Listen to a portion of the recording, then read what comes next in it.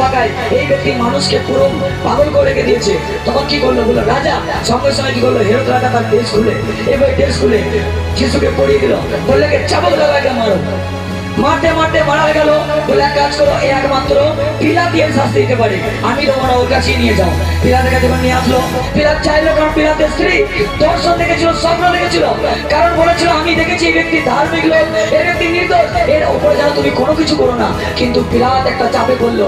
কি হলো, মানুষকে খেপিয়ে তুলেছিল, মানুষ ভালো মন্দ চিন্তা করলো না, বারবার বলতে লাগলো ক্রুশে দাও যিশুকে, ক্রুশে দাও যিশুকে। বলছে না, ক্রুশে দেওয়ার মতো তো যিশুর কোনো দোষ দেখছি না, এরকম করলে কি তাকে মৃত্যুদণ্ড দেওয়া যায়?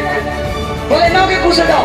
তাহলে তো এই যে একটা সময় দিন আসছে, বারাব্বা বলে একজন ছিল, বারাব্বা এমন এক ব্যক্তি ছিল, সে যত হত্যা, যত খুন, যত মানুষের সঙ্গে নোংরা বিদেশে ব্যস্ত ছিল, সে ওই জায়গায় কারাদণ্ড ছিল।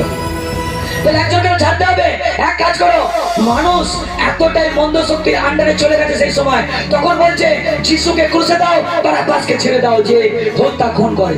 আর যিশু কাকে খুন করেছে? যিশু কাকে মেরেছিল? কে বলুক আমায়?